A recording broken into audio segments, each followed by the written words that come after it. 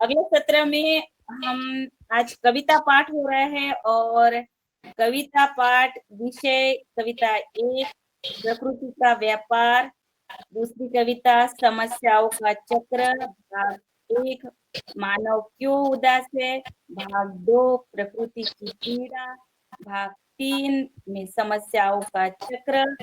आज हमें प्रस्तुत कर रहे हैं आदरणीय श्री पवन कुमार सर, हरिद्वार उत्तराखंड से, पतंजलि अनुसंधान केंद्र से। तो मैं आदरणीय श्री पवन कुमार सर को आज वो अपनी कविता का सादरीकरण हमारे साथ कर रहे हैं, तो मैं उनको इस योगाहार मंच पर सादर आमंत्रित करती हूँ अपने नए कविताओं के साथ। जी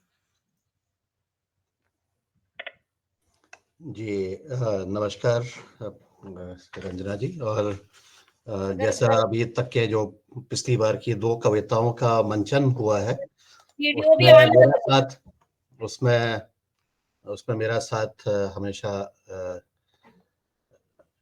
दिनेशन सेमवाल जी ने दिया है, तो आज वो भी उपस्थित हैं।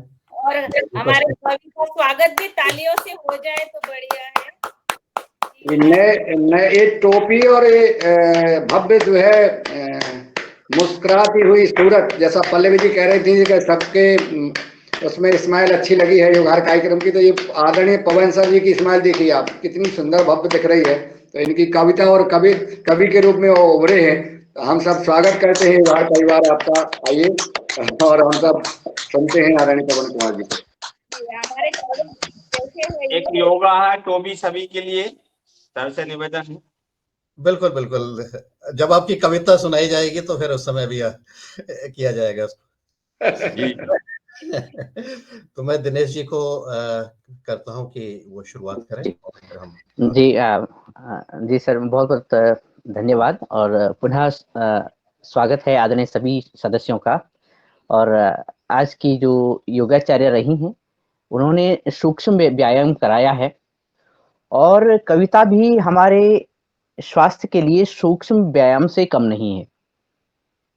आज ही के दिन 1999 में, यानी कल के दिन 21 मार्च 1999 को जर्मनी में यूनेस्को ने प्रतिवर्ष कविता दिवस मनाने का निर्णय लिया।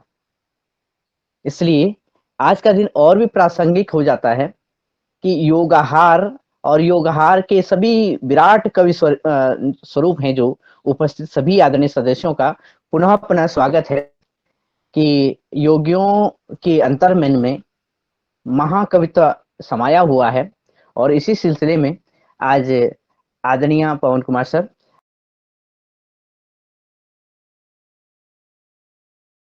जल दिवस, और हम जब प्रकृति की बात करते हैं तो जल से ही हमारा जीवन है, जल ही जीवन है, ऐसा भी कहा जाता है।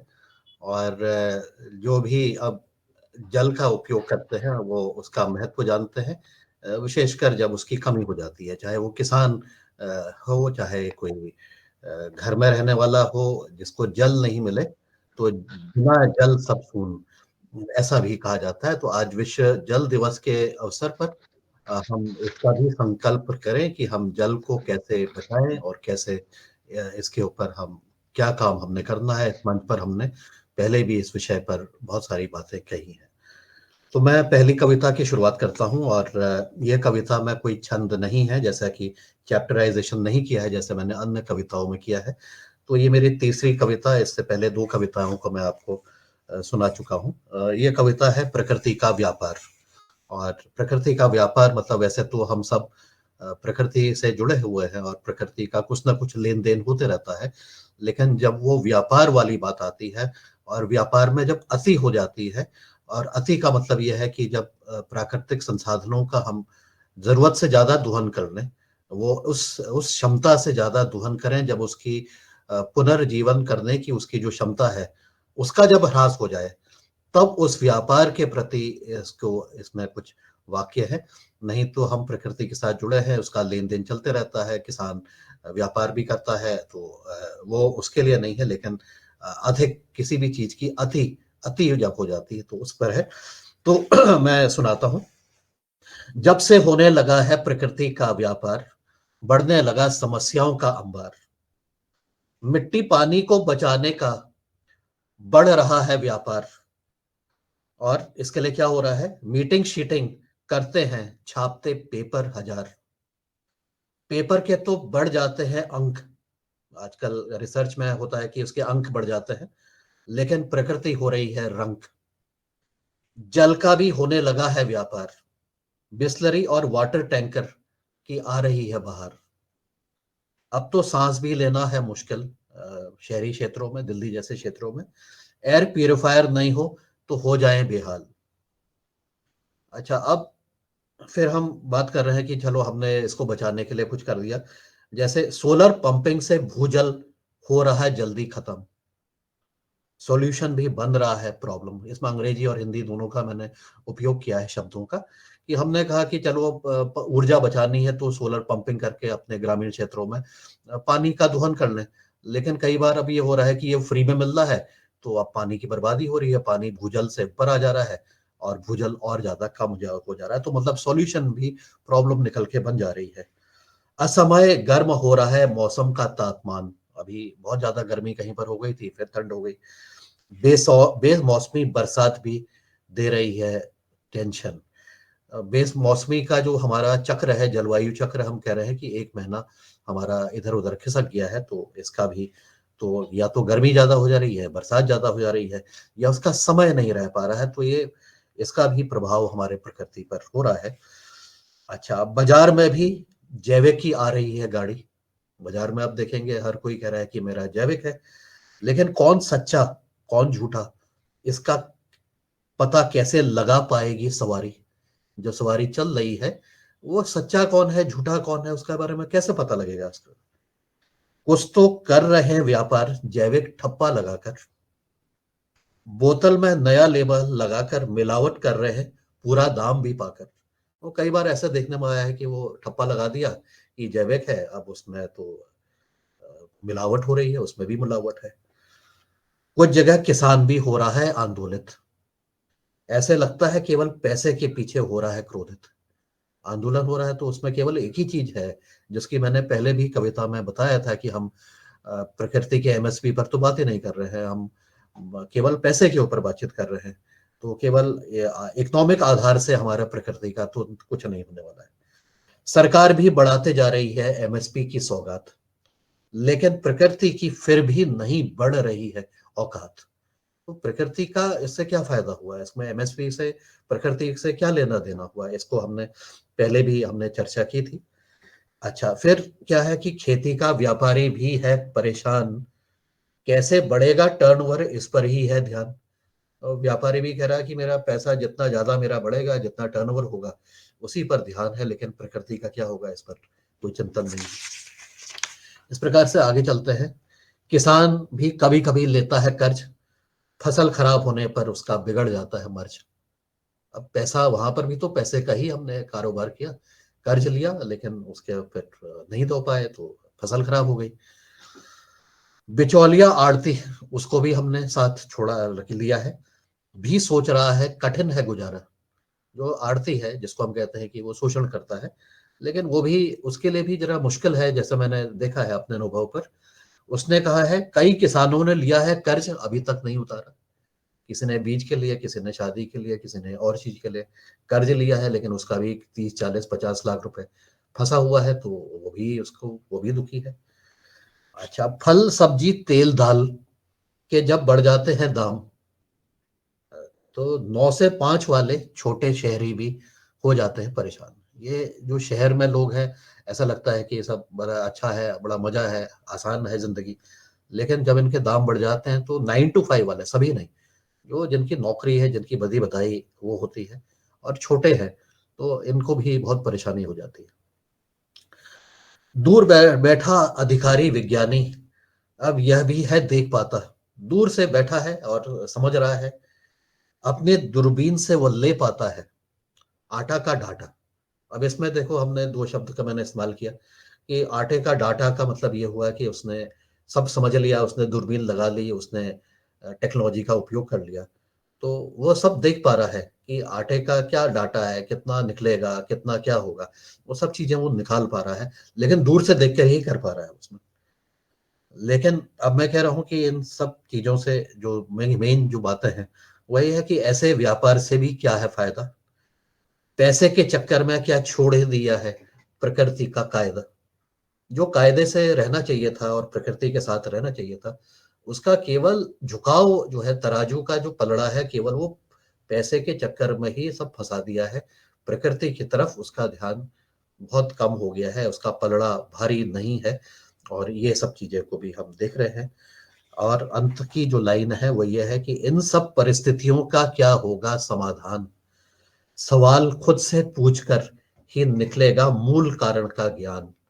अब इसका सवाल पूछेंगे कि परेशानी क्या है और क्या समाधान क्या है, तो हमें आत्मचिंतन करना पड़ेगा, कि मंथन करना पड़ेगा। और हम मंथन करते हैं, इस मंच पर आकर के हमारे साथ ही अपना मंथन करते हैं, विचार देते हैं, और उससे वो आगे बढ़ने का करते हैं। तो इसी के साथ ये जो पहली कविता है प्रकृति का व्यापार की कुछ लाइनें, छंदे मैंने बताने का भी प्रयास किया है, समझने का भी प्रयास किया है। जितना भी जानकारी मुझे समझ में आई, जो चीज मैं समझ पाया, उसको मैंने करने का प्रयास किया। अब मैं वापस दिनेश जी के पास पुनः पहुंचता हूँ। जी जी सर, बहुत ही सुंदर, बहुत ही सुंदर। और हमारे आदरणीय सदस्य, बहुत सुंदर सर, बहुत सुंदर। खूप छान। जी जी, वास्तव में खूब छान। और ये खूब छान इसलिए भी कि ये जो वास्तविकताओं को देखकर एक व्यक्ति, एक साधारण व्यक्ति जो प्रकृति के साथ चलता है और देखता है, हमारे कल कारखानों से, हमारे विश्वविद्यालयों से, हमारे संस्थानों से, और यहाँ तक कि हमारे घरों तक की जो भी दृष्टि उसकी गुजरती है, तो उस सभी का सार इस प्रकृति के व्यापार में समाहित है। और ये पीड़ा है, और पीड़ा के जो प्राकट्य है, अभिव्यक्ति है, वो अंत में एक सवाल भी छोड़ दिया कि सवाल किससे पूछा जाए, सवाल खुद से ही पूछा जाए। तो कुछ समस्याओं का, जो आपने शुरुआत में कहा कि अंबार है, बहुत बड़ा एक टीला बन गया है। टीला क्या, उस टीले के नीचे हम दब रहे हैं। तो उस टीले के नीचे से अगर हम खुद ही निकलें तभी संभव है, तभी समस्या का समाधान है। तो समस्याओं को उजागर करना और साथ में उसको अकेला न छोड़ करके उसका समाधान भी इस कविता में हमें मिला है।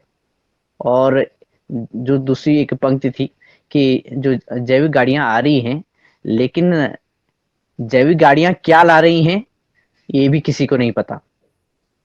तो इतनी पारदर्शिता से, स्पष्टता से बात रखना भी बड़ी बात होती है। और मुझे कल ही किसी मुंबई से किसी कवि ने मिली जुली कविताओं की कुछ लाइनें भेजी कि कविताएं लिखी जाती हैं 1000, उसमें से छांटी जाती हैं 150, फिर मंच पर पढ़ी जाती हैं 8-10, लेकिन याद रहती हैं कोई बस एक बस। तो कविताएं लिखना नहीं होता है आसान। और जब आप बीती, आप देखी, आंखों देखी, हम ये सुन रहे हैं, गुन रहे हैं, तो आदरणीय सदस्य हमारी जो किसान बंधु हैं और युगहारी सदस्य हैं, वो वास्तव में इन पीड़ाओं से गुजरे हुए हैं। और इन्हीं भाव अभिव्यक्ति के साथ हम दूसरी कविता पर चलते हैं। जी, स्वागत है सर। धन्यवाद दिनेश जी। अगली जो कविता है वो है समस्याओं का चक्र।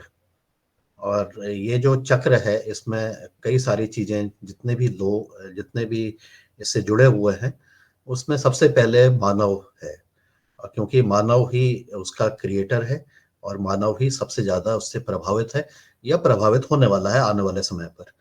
तो भाग 1 इस कविता का है, मानव क्यों है उदास। मानव को नींद नहीं आती है, बीपी शुगर की परेशानी भी सताती है। जब से रसायनों का होने लगा है जोर, शुरू होने लगा कमजोरी का दौर। बच्चे भी फास्ट फूड के जंजाल में फंस रहे हैं, घर की थाली का महत्व वह भी भूल रहे हैं। गृहिणी भी करा रही है फटाफट टेस्ट, सर कमर और घुटने को नहीं मिल रहा है रेस्ट। माता को आदत हो रही है ऑपरेशन की, बच्चे भी उठ रहे देरी से, पॉटी में भी लगा रहे हैं देरी। भोजन में अजीनोमोटो का तड़का, पैकेट के खाने का भी लग रहा चस्का। कितने दिन तक चलेगी ऐसी मनमानी, कहीं कल कहीं ऑपरेशन न हो जाए जरूरी। ऐसे जब सभी हो रहे दुखी, समझ नहीं आ रहा कब मिलेगी फिर खुशी। तो ये आज की ये जो पहला है हमारा मानव उदास, उसकी उदासी, और इसमें कई सारी चीजें अभी और भी जुड़ सकती हैं, लेकिन इसको मैंने संक्षेप में इतना ही कहा है। दिनेश जी, आपके कोई कमेंट इसमें? जी, वास्तव में जब ये कविता की पाठ होगा उसके बाद में हमारे आदरणीय सदस्य भी चाहेंगे तो वो कमेंट देंगे। मैं क्या कमेंट्स दे सकता हूँ, क्योंकि ये वास्तविकता है और हमें नींद न आने से लेकर के हमारी जो आज बीमारी ऐसी हो गई है कि हमारी श्वास बन गई है। और बीमारियों का श्वास बनना अलग, लेकिन जो एक पारिवारिक माहौल है, हमारा खासकर जो खान पान है और हमारे भोजन की संस्कृति है, वो कितनी दूषित हो गई है हम सभी ने इस कविता में सुना। और हमारा पेट साफ नहीं हो रही, यहाँ तक की बात, उसका कारण यानी उसका निदान इस कविता में हमें मिला है कि कैसे हम कुल मिलाकर मानव क्यों है उदास, वो अपनी लाइफ स्टाइल से उदास हो गया, उसके कारण उदास हो गया है। ये समस्याओं के चक्र का पहला भाग हमने सुना, और अगले भाग में जब प्रकृति की पीड़ा है तो जो पहला भाग अभी हमने सुना, दूसरे भाग में प्रकृति की पीड़ा है। मेरे ख्याल से यहाँ से हमें कुछ एक रास्ता मिलेगा। जी सर। जी धन्यवाद। भाग 2, प्रकृति की पीड़ा। प्रकृति के जो हमारे विभिन्न आयाम हैं, उनको वो क्या महसूस कर रहे हैं। मधुमक्खी भी खोज रही है रास्ता, पूछ रही क्या मानव का मुझसे नहीं है वास्ता। मधुमक्खी आसमान में घूम रही है। पिछली बार भी हमने कविता में कहा था कि वो नभ में भी खेती करना आसान हो गया है क्योंकि मधुमक्खी वहां पर है, लेकिन उसको भी परेशानी है क्योंकि केमिकल पड़ा हुआ है, कहीं पर रेडिएशन है, कहीं पर खेती नहीं हो रही है, कहीं पर पॉलन नहीं है, यानी प्रकृति का साथ नहीं मिल रहा है। तो मधुमक्खी भी अपना रास्ता भटक जा रही है, नहीं मिल पा रहा है इसको। तो इस तरह से अगला जो प्राणी है, जो हमने 3 प्राणी की बात कही थी, दूसरा प्राणी केंचुआ। केंचुआ भी भाग रहा पाताल। केंचुआ क्या है? पाताल मतलब जमीन में और नीचे भाग जा रहा है। क्या तुमने मिट्टी को नहीं बना डाला बेहाल? वो पूछ रहा है, अरे तुमने मिट्टी को बेहाल बना दिया तो मैं कहाँ जाऊंगा? या मैं जमीन के बाहर आऊं या मैं जमीन के नीचे चले जाऊं? तो उसने कहा मैं तो पाताल ही चले गया हूं, मैं तो पाताल में जाकर के जहां मुझे मानव से दूर हो गया हूं तो उससे मैं दूर हो जाऊं, ऐसा मुझे लग रहा है। इसी प्रकार से गौ माता का भी नहीं लग रहा है मन। वो कह रही है इंजेक्शन ही लगाते हो, नहीं दिख रहा है अपनापन। इंजेक्शन लगा दिया हमने, दूसरे इंजेक्शन लगा दिए, ये लगा दिया कि दूध ज्यादा मिलेगा, तो उसका भी मन नहीं लग रहा है। तो ऐसा करते हुए अब क्या हो रहा है कि जो बाकी सृष्टि है, प्रकृति की जो सृष्टि है, प्रकृति के जो बाकी जन है, उनका क्या हो रहा है? जानवर भी कर रहे हैं उत्पात। और फिर हमने अपने आप से पूछना है क्या इसमें भी है हमारा ही हाथ? जो जानवर उत्पात कर रहे हैं, कह रहे हैं हमारी फसल खराब हो गई, हमारा ये ऐसा हो गया है। जो जंगली जानवर है हमारे शहरी क्षेत्रों में भी आ गए, जंगली जानवर बाकी जगह पे आ रहे हैं, तो वो भी उत्पात कर रहे हैं। तो हमने पूछना है कि इसमें हमारा क्या हाथ है? अब इसी तरह से समुद्र, नदी और पानी में भी भर रहा है प्लास्टिक, माइक्रो प्लास्टिक। इस पर भी हमने बातचीत की थी। समुद्र, नदी और पानी में जितना भी हमारे जल स्रोत है, उसमें पानी में माइक्रो प्लास्टिक भर रहा है। क्या आने वाले समय में हम बनाएंगे इससे इलास्टिक, या इतना प्लास्टिक हो जाएगा कि हम इसे इलास्टिक बनाने के लिए हम पानी में भर रहे हैं उसको? हवा में भी घुल रहा जहर का मिक्सचर, हवा में भी घुल रहा है जहर का मिक्सचर। क्या ऐसे बच पाएगी सांसों की पिक्चर? हमारी जो सांसों की पिक्चर है, जो चल रही है, जो दिख रही है, क्या ऐसे बच पाएगी? हमने हवा, पानी, धरती, मिट्टी सबको दूषित कर दिया है।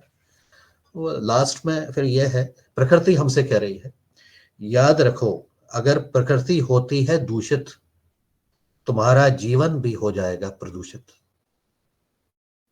तो ये हमारी अब भाग 2 की जो है उसको हमने सुनाने का प्रयास किया है कि जो चेतावनी है, जो सिग्नल मिल रहे हैं, जो हमें दिख रहे हैं परोक्ष रूप से, अपरोक्ष रूप से, उस पर क्या चीज हमें दिखाई दे रही है, वो लोग हमसे क्या कह रहे हैं, प्रकृति हमसे क्या कह रही है। ये दिनेश जी। जी जी।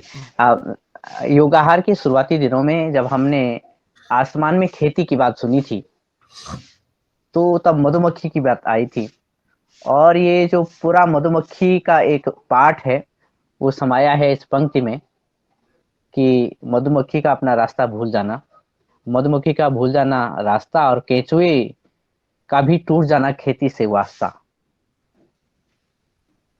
ये हमारी खेती की स्थिति सीधी सीधी तौर पे दर्शाता है ये चैप्टर। और साथ में हमारी प्रकृति का अगर दूषण होता है, हम प्रकृति के साथ छेड़छाड़ करते हैं, तो वो कितने दिन प्रकृति सह सकेगी। तो एक सीधी चेतावनी हमारे लिए है।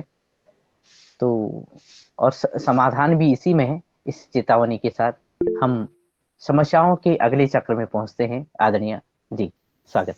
जी धन्यवाद। तीसरा है जो समस्याओं का चक्र, वैसे मैंने लिखा है लेकिन इसका टाइटल मुझे लगता है कि कुछ और चेंज करना चाहिए। जब इसको चेंज करेंगे तो अब कौन आकर करेगा इन समस्याओं का निदान? क्या हमें करने पड़ेंगे कुछ बलिदान? अब बलिदान का मतलब ये नहीं कि हम तुरंत मर जाएंगे, कुछ ऐसा हो जाएगा, लेकिन समस्याओं का समाधान कौन करना पड़ेगा और उसके लिए हमें क्या बलिदान करने हैं? क्या हमें अपने लाइफस्टाइल में कुछ परिवर्तन करना है? क्या हमें प्लास्टिक का कंजम्पशन को कम करना चाहिए? क्या हमें अपने सोलर पंपिंग जगह करते हैं तो उस पर ध्यान देने की जरूरत है? तो ऐसे बलिदान की हम बात कर रहे हैं कि ऐसे बलिदान में क्या हम रासायनिक छोड़ करके पूर्ण रूप से जैविक और पूर्ण रूप से प्राकृतिक खेती की तरफ बढ़ेंगे? तो उसमें बलिदान क्या करेंगे? मतलब मेहनत हमें करनी पड़ेगी, तो ये भी एक बलिदान है। तो ऐसे कुछ हमें बलिदान, और इसमें हम आगे चर्चा कर सकते हैं कि क्या होगा क्या फिर भी समस्याओं का आंशिक समाधान। अब जैसे हमने सोलर पंपिंग की बात की, अब समस्या का तो समाधान किया लेकिन आंशिक समाधान ये निकला, या फिर करना होगा एक नया अभियान।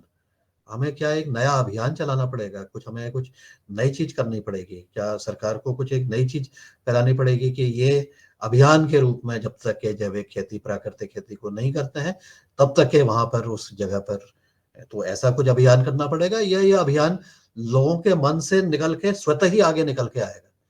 तो ये अभियान हमें लेने पड़ेंगे। तो कौन करेगा अभियान? कौन इसकी तैयारी करेगा? कौन शुरुआत करेगा? कौन इसकी नेतृत्व करेगा? और कौन स्वेच्छा से इसमें काम करेगा? अगला पंक्ति है, बनाया था जिसको रक्षक, जब से वो बन गए हैं भक्षक। प्रकृति भी सोच रही है अब नहीं हो रहा है विश्वास। बनाया था रक्षक, भूमिका क्या थी इसकी? मानव की भूमिका एक रक्षक की थी। तो अगर वही भक्षक बन गए, मतलब प्रकृति का आपने दोहन जरूरत से ज्यादा कर दिया, तो आप भक्षक की कैटेगरी में आ गए।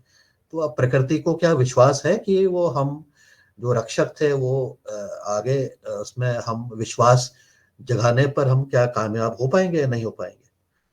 मानव भी कर रहा है भूल, लगा रही है दूरबीन, दूर से देख ले रहा है, हाँ दूर से ऐसा दिख रहा है, यहाँ से ऐसा हो जाएगा।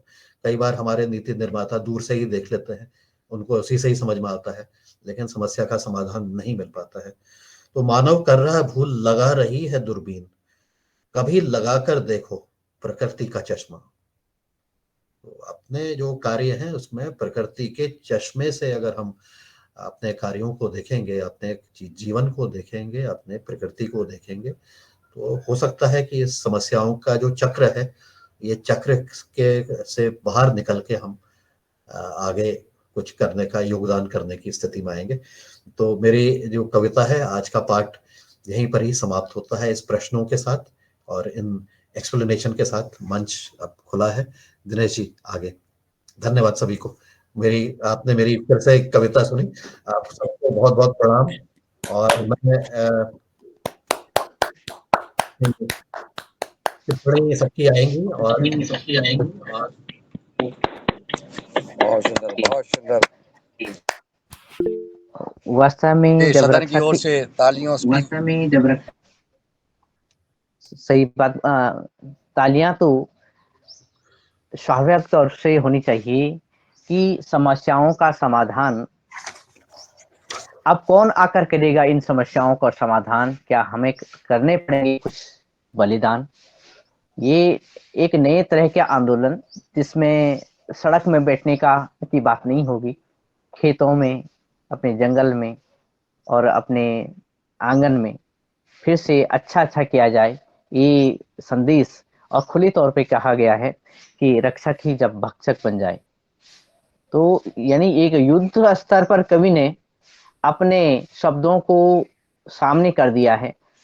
अब वो तलवार लेके तो खड़ा नहीं हो सकता, क्योंकि ये युग उस लड़ाई का नहीं है, लेकिन चेतना का और जागरूकता की परचम, और कह सकते हैं कि जो एक युद्ध स्तर की बात, युद्ध स्तर पर अगर इन समस्याओं के निदान के लिए आगे हम नहीं आए तो फिर कुछ होने वाला नहीं है। कुल मिलाकर हाँ, ये संदेश है कि हमें ही कुछ करना पड़ेगा और अपने समय का, अपने सुख का बलिदान करना पड़ेगा। और बहुत ही सुंदर जो पंक्तियां रही हैं इन दोनों भागों में, चाहे प्रकृति का व्यापार हो या प्रकृति की पीड़ा हो या उसका समाधान हो। तो इन्हीं शब्दों के साथ मैं आदरणीय मुनीलाल जी भाई साहब के पास पहुंचता हूं और हमारे सभी आदरणीय सदस्यों के लिए यह मंच खुला है और संवाद के लिए आप सभी का स्वागत है। बहुत बहुत साधुवाद आदरणीय पवन कुमार जी और आदरणीय दिनेश सेमवाल जी। और जो कविता सोच रहे थे कि कोई ऐसी साधारण कविता सुनाई जाएगी, शायद मुझे ऐसा अंदाजा नहीं था कि आज आदरणीय पवन कुमार जी ने जो इस देश की समस्या, आज किसानों की समस्या, खेती की समस्या का जो कविता में सभी विषय को संजो के रखा है। आदरणीय लास्ट में दिनेश जी सेमवाल जी ने कहा है कि ये जो समस्या का समाधान हम सबको करना पड़ेगा। समाधान ये जो आ रहे हैं व्यवधान, और इस पे कौन करेगा बलिदान। तो ये योगहार कार्यक्रम में लगातार हो रहा है, अपने सुझावों का आदान प्रदान, और हम तन मन धन से समर्पित करते हैं अपना सब जीवन प्रदान। तो ऐसे इस कार्यक्रम को भव्यता आज बहुत ही उत्तम आदरणीय पवन कुमार जी और दिनेश जी का जो साथ आदरणीय पवन कुमार जी की शोभा दे रहा है। और इन ऐसे शिवार कार्यक्रम में सभी हमारे भाई बहनों ने हैंडरिच किया है। मैं चाहूंगा समय ज्यादा ना लेते हुए उन्हीं को आमंत्रित करते हैं। रजना जी को निवेदन करूंगा कि आप सबको एक एक करके आमंत्रित करें। आदरणीय रजना जी, बहुत सुंदर। आदरणीय पवन कुमार जी की जो कविता, आज क्या मन में विचार आते हैं आपके, क्या मन में विचार आते हैं आपके, जब से आपको योगाहार में पाया तो हम लोग जिस दिन नहीं होते तो तरस जाते हैं आपके। बहुत सुंदर आपके विचार और कविता और छवि जी, स्वागत है। जी जी, बहुत सुंदर, बहुत सुंदर, बहुत बढ़िया। और मैं ये हैंड राइज किया है तो श्री राम पद्मावार जी ने, तो मैं उनको सादर आमंत्रित करती हूँ जी। ओम मंच को सादर प्रणाम। पवन कुमार जी ने बहुत सारे कविता का बहुत सारा विश्लेषण दिया। जो एक्चुअल समस्या है उसको कविता में उन्होंने विकसित की है। मैं चाहता हूँ कि ये कविता पूरे देश में सुनना चाहिए, ताकि इसका इफेक्ट हर देशवासियों पर होना चाहिए। इसलिए अपन क्या कर सकते हैं, ये कविता खाली योगार तक न रहते हुए बच्चों तक जाना चाहिए, हर किसान तक जाना चाहिए। इस तरह से उसको किस ढंग से अपन उसको वहां तक पहुंचा सकते हैं, इसके बारे में थोड़ा सोचना चाहिए। मेरा ख्याल है टीवी चैनल हो या फिर अपना यूट्यूब चैनल हो, इस माध्यम से अगर वहां तक चलेंगे तो इसका थोड़ा इफेक्ट तो दिल पे होगा, और दिल पे हो गया तो उस पर कार्य पे भी हो जाएगा। ऐसा मेरी सोच है, ऐसा मुझे लगता है। जी बहुत सुंदर, धन्यवाद राम पद्मावर भैया जी। और ये पवन सर, इसको रूपांतर करने वाले हैं। उन्होंने एक जो कविता है इनका जो किताब बनाने वाले हैं और वो छपवाएंगे और सब जगह पर भेज देंगे। अब आगे आदरणीय श्री पवन कुमार सर, आप कुछ कहना चाहते हैं? जी धन्यवाद। इस बहाने आज राम पद्मावर जी बहुत लंबे समय के अंतराल के बाद इस मंच के साथ जुड़े। आपका स्वागत, बहुत बहुत धन्यवाद। और जो भी इस तरह की कविताएं हैं अभी तक के जो मैंने जिनका बोला है उनका मैंने अंग्रेजी में भी रूपांतरण करने का प्रयास किया है, तो ये अंग्रेजी हिंदी दोनों के लिए उपयोगी रहे, इसका एक प्रयास है।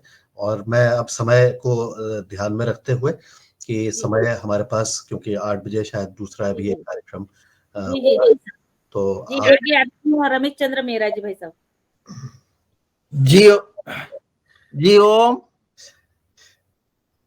जी ओम सदन को नमन। और आज की हमारी योग कक्षा बहुत अच्छी रही और कविता ने तो मेरी एक समस्या का समाधान ही कर दिया है।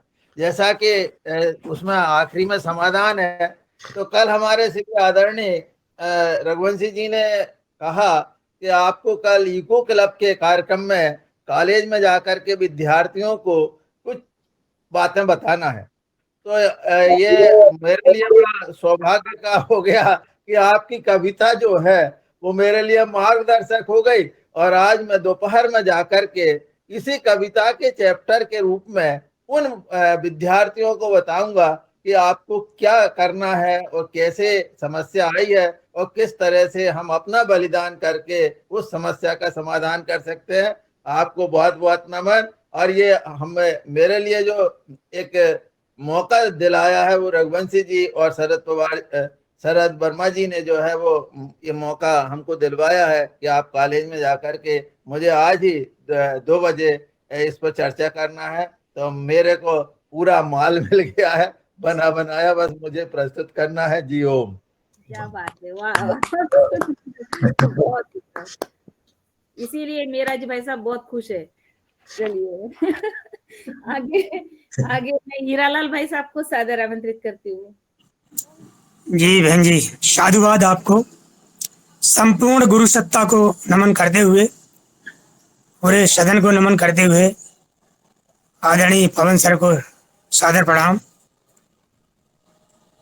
बहुत ही अद्भुत कविता रही आज की भी, और मैं इसको कविता ना मान के इनका जो दिल का दर्द है प्रकृति के प्रति, संपूर्ण सृष्टि के प्रति, पशु पक्षियों के प्रति जो दर्द है, जो वेदना है, जो तड़प है, ये उसमें दिखाई दिया है। और हमने कई बार ऐसा देखा है कि कविता और भी अच्छी हो सकती थी और भी की जा सकती है। तुकांत के चक्कर में, तुकांत बनाने के लिए कई बार हमारा वो जो भाव है वो चला जाता है, लेकिन जो अतुकांत कविता रहती है वो अपना पूरा भाव लिए रहती है। और ये हमने श्रीमान जी की इन रचनाओं में देखा है। ये बहुत बड़ी बात है। मैं तो सुन के बहुत ही गदगद हो गया।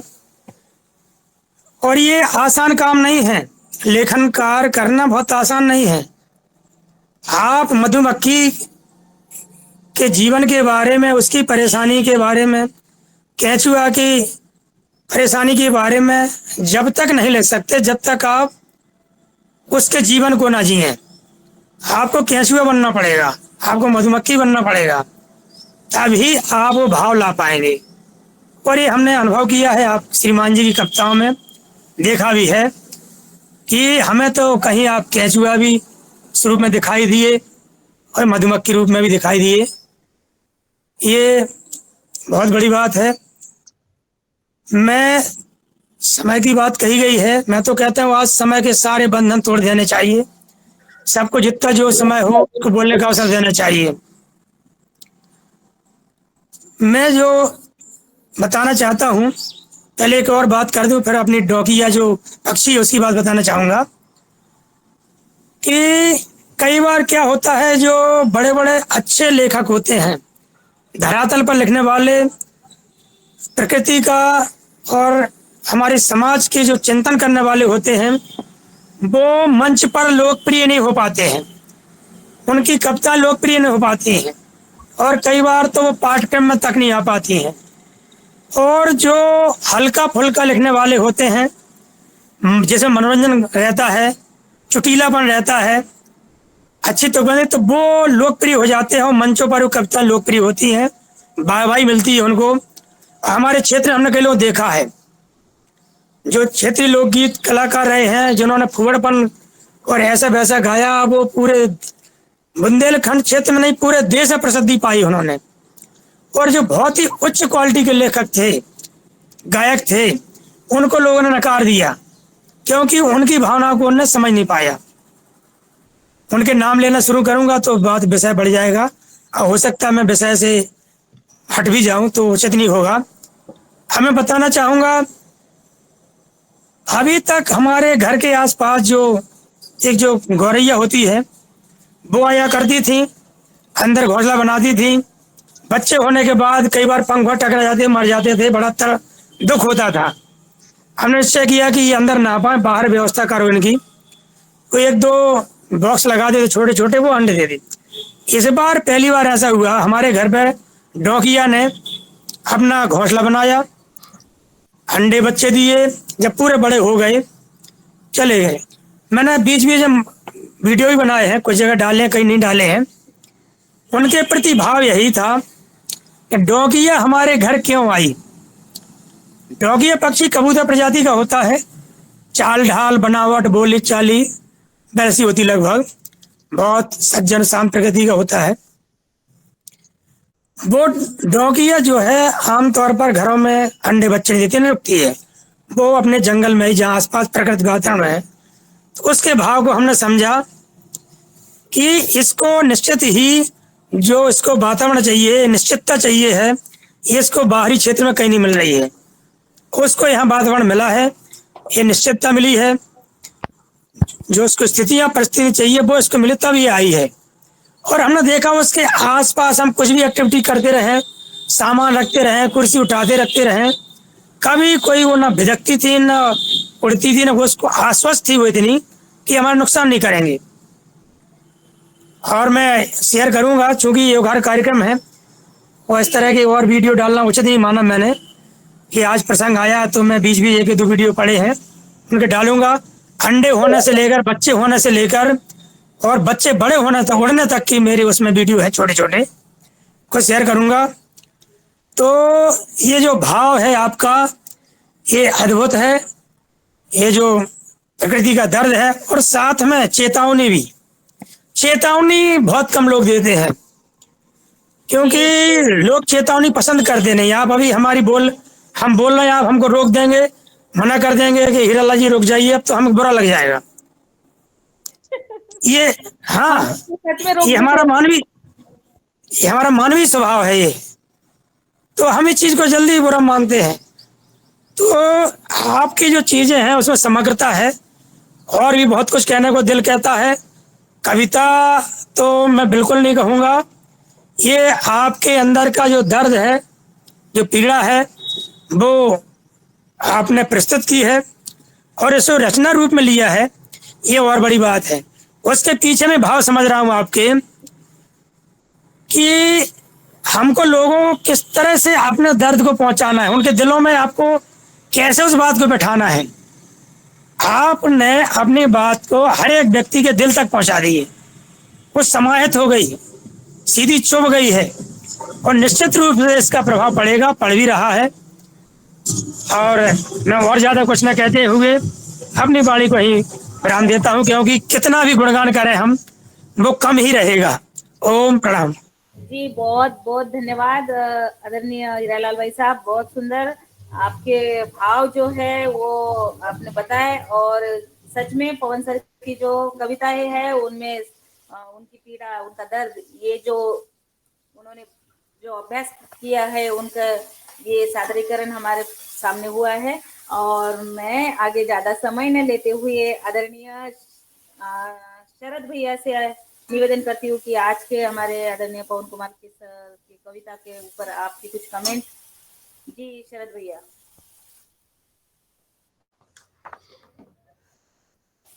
शरद भैया तक मेरी आवाज नहीं जा रही है। चलिए आदरणीय रामकृष्ण रघुवंशी भैया।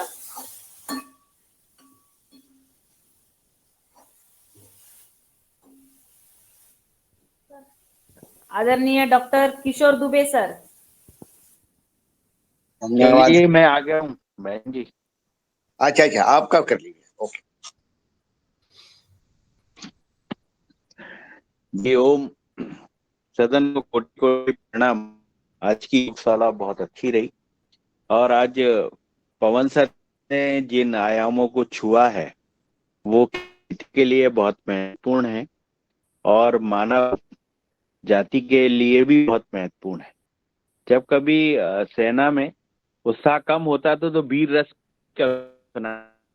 और उनके माध्यम से ही युद्ध को जीतने में उस कविता के माध्यम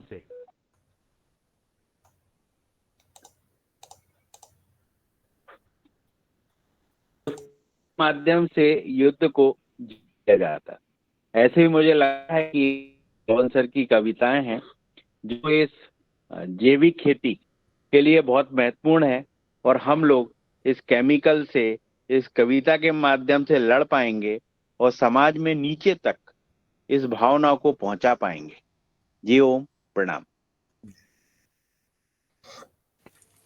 जी जी, बहुत बहुत धन्यवाद। और जैसा कि पवन सर ने सांप-सीढ़ी का जो खेल है बच्चों के साथ खेलने के लिए बनाया है, किसानों के लिए बनाया है, सबके लिए जो सांप-सीढ़ी का खेल बनाकर वो उनका जो खेल है वो अन्य देशों तक गया है। और वैसे ही हमारे जो आज पवन सर ने कविताएं बनाई है, ये भी कविताएं ऐसे ही हमारे पूरे देश भर में विस्तारित हो जाएगी। और उनको शुभकामना देते हुए मैं आगे आदरणीय हमारे साथ डॉक्टर किशोर दुबे सर को फिर से एक बार आमंत्रित करती हूँ, अगर मेरी आवाज आ रही है। हाँ जी धन्यवाद धन्यवाद बहन जी। एक्चुअली मैंने शुरू किया था लेकिन शरद भाई आ गए, मैंने बोला चलो शरद भाई। आज की जो कविताएं प्रस्तुत हुई बहुत अच्छी कविताएं प्रस्तुत हुई और योगाहार के संदर्भ में जो पीछे पवन सर बोल रहे थे कि भाई ये इसका पूरा ब्यौरा कविता के माध्यम से हम देवे, उसी तरह से क्या क्या इसमें सब्जेक्ट्स है, क्या क्या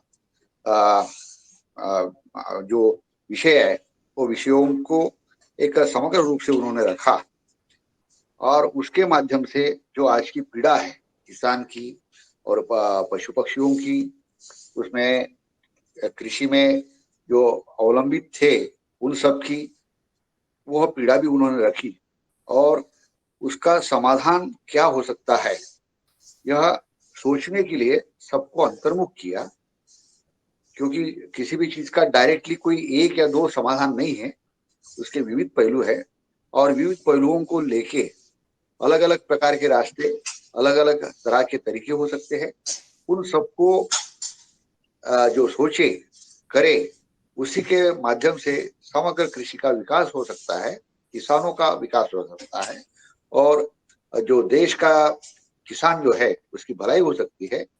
इस बारे में जो चिंतन किया, निश्चित रूप से जो कई बिंदु उन्होंने रखे हैं उन बिंदुओं पे यदि हम सब अपना भी आत्म परीक्षण करें, क्या क्या व्यवस्थाएं बदलने की जरूरत है व्यक्तिगत स्तर पर, राष्ट्रीय स्तर पर, सामाजिक स्तर पर, इसके बारे में सोचे तो निश्चित रूप से कविता का जो एक उद्देश्य है कि भाई अलग अलग बिंदुओं को उजागर करना और उसके माध्यम से लोगों को चेतना देना और लोगों को सोचने के लिए एक रास्ता दिखाना, यह पूरा हो जाएगा ऐसा मुझे लगता है। धन्यवाद, बहुत सुंदर दुबे सर। और मैं आगे आदरणीय डॉक्टर रोशन लाल राउत जी, बालाघाट मध्य प्रदेश से, आपको सादर आमंत्रित करती हूँ आज के हमारे पवन सर के। जी जी जी, बहुत बहुत धन्यवाद। सदन को सादर प्रणाम। आदरणीय पवन कुमार सर ने जो काव्य चेतना लोगों के मन में जगाई है, निश्चित रूप से आपका जो कवि हृदय है, पृथ्वी की पीड़ा, प्रकृति की पीड़ा, सबको आपने समेटा है उसमें। ये बड़ा दुर्लभ होता है ऐसा देखना कि हम सार्वजनिक जीवन में उसके काम भी करें और उसके साथ कविता की रचना भी करें। तो आपको बहुत बहुत साधुवाद। और आपकी पीड़ा निश्चित रूप से बड़ी जो कष्ट है वो सबके लिए है, हमारी प्रकृति के लिए है, हमारी कृषि के लिए है और हमारे अस्तित्व के लिए है। निश्चित रूप से हमें इस पे आगे जाना होगा और बढ़ के काम करना होगा। और जो आपने सांप सीढ़ी बनाया तो मैं उसका प्रिंट तो ले लिया हूँ सर। मुझे अभी क्या है कि ये मार्च और इलेक्शन दोनों चीज एक साथ पड़ रही है। हमारा पहले ही चरण में चुनाव है तो हमें उसमें भी जिम्मेदारियां हैं। तो अभी जैसे कुछ कार्यक्रम हमारे शुरू होते हैं या बीच में भी अभी कुछ कार्यक्रम हमारे प्रस्तावित है तो उसमें मैं अपने किसानों के बीच वो बिल्कुल उसको पूरा एक बार इलोबरेट करूंगा कि क्या है ये, कैसे हम अपनी प्रकृति को बचा सकते हैं, क्या करना चाहिए और क्या नहीं करना चाहिए। और जो आपने उसमें जो प्रतिज्ञाएं, जो शपथ लेने की बात कही है तो उसको भी हम उसको ले जाएंगे लोगों के बीच में कि कैसे वो करें। तो निश्चित रूप से आपके कवि हृदय को सादर नमन। और सभी जो आपकी चिंताएं हैं निश्चित रूप से ये हमारे देश को, हमारे देश के किसानों को एक नई दिशा देगी, ऐसा मेरा मानना है। जी ओम। जी रोशनलाल जी, धन्यवाद, आप इसमें आगे बढ़ रहे हैं। ये जो है मैं एक स्टेप वाइज इसमें चल रहा हूँ सबके साथ। आपने किया है, अनिल राय जी ने भी शायद उसको प्रिंट आउट निकालने का प्रयास किया है, लेकिन ये अंत नहीं है। इसके आगे एक और इसमें जो पहलू जुड़ा हुआ है और जिसको अभी जैसे रमेश चंद्र मेहरा जी कह रहे थे आज बच्चों के साथ वो करेंगे, तो मैंने एक स्किट का निर्माण भी किया है। स्किट मतलब प्ले, और उसका हिंदी में उसको बना दिया है। उसमें उस स्किट में ये जो प्रतिज्ञा है वह भी सम्मिलित है, और जो पहली कविता मैंने गाई थी उसका जो पहला भाग है उसको भी गायन के रूप में उसमें सम्मिलित कर दिया गया है। तो इससे क्या होगा कि ये और ज्यादा इसकी रोचकता बढ़ जाएगी और ये जो खेल है इसको स्किट के माध्यम से जब वहां पर अलग अलग हितभागी हैं, चाहे आपके उसमें केवीके का माने नाम लिखा हुआ है, मैंने केवीके वैज्ञानिक लिखा हुआ है, और उसमें विस्तार कार्यकर्ता लिखा हुआ है स्किट में। मैं आपको भी उसको भेजूंगा, आप उसको भी पढ़ लीजिएगा। और भी जो लोग इसका इस्तेमाल करना चाहते हैं वो स्किट को आप पढ़ेंगे, उसको समझेंगे, और फिर उसको आप मंचन कराएंगे बच्चों से, या जो भी छात्र हैं या गांव के आपके जो टारगेट है महिलाएं हैं उनके साथ भी मंचन कराएंगे, तो उनको सबको बड़ा आनंद आएगा क्योंकि सबको अलग अलग रोल मिलेगा। उसमें रोल एक केमिकल फार्मर का भी है, एक रोल जैविक किसान का भी है, उनकी भी थोड़ी सी वार्ता उसमें है। और इसको आप अपने हिसाब से अडेप्ट कर सकते हैं, ये जरूरी नहीं कि उतना ही बोलना है। इसमें आप इसका और विस्तारीकरण कीजिए, वहां की स्थिति के अनुसार जो भी और सुझाव आते हैं उस किट को मॉडिफाई कर सकते हैं, उसको और बेहतर बना सकते हैं, और वहां की परिस्थिति में जो रेलेवेंट शब्द हैं उनको भी आप इसमें सम्मिलित कर सकते हैं। तो ये आपको मैं आने वाले और भी जो लोग मांगेंगे उनको मैं वो स्किट भेज दूंगा, और उसको आप अपने स्तर से ट्राई करेंगे। तो ये जो प्रकृति के ऊपर हमने जो कार्य कर रहे हैं इसका और ज्यादा हमें लाभ, विस्तारीकरण, और लोगों को आनंद आएगा। नहीं तो हम क्या होता है कि खाली हम लेक्चर देते हैं और फिर लोगों को आधे को समझ में आता है, आधे को नहीं आता, आधा कहते हैं बेकार है, हमने अभी तक ये किया है, कोई फायदा नहीं हुआ। ऐसे ही मानसिकता हो जाती है। तो इसको अगर एक आनंददायक बना जाए, इसको एक मंचन किया जाए, तो वो सब चीजों को भी आप प्रयास करेंगे। मैं यहाँ पर भी प्रयास कर रहा हूँ कि बच्चों के साथ इसको करूंगा, तो देखते हैं कि कैसे इसका आगे का भाग आगे बढ़ पाता है। तो ये स्किट्स हैं और गाना है, और कल्चर के साथ जो हमने बात की थी कि कल्चरल एस्पेक्ट, हमारा एग्रीकल्चर का जो कल्चरल पार्ट है उसको और बढ़ाने की जरूरत है, उसकी कमी है। तो वो अगर हो जाता है तो फिर बाकी चीजें अपने लाइन में आ जाएंगी। जी धन्यवाद आपके प्रयासों के लिए, आपको बहुत बहुत धन्यवाद। जी, बहुत बहुत जी धन्यवाद बहुत सर। बहुत धन्यवाद, बहुत बहुत और साधुवाद। आगे मैं आदरणीय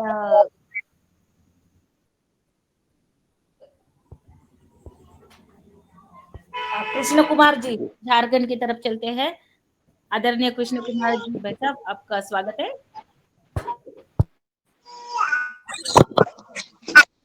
ओम नमन बदन बंधन सदन को आज का बहुत ही अच्छा कार्यक्रम, कविता, पोएम्स वगैरह, पहला दूसरा तीसरा बहुत अच्छा रहा।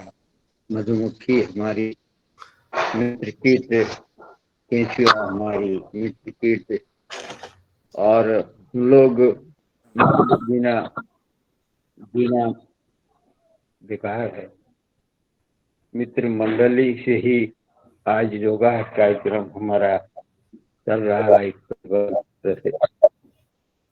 ये जो टॉक्सिन की बात है और गर्भाधान की बात है, इंजेक्शन तो सब जगह साथ है।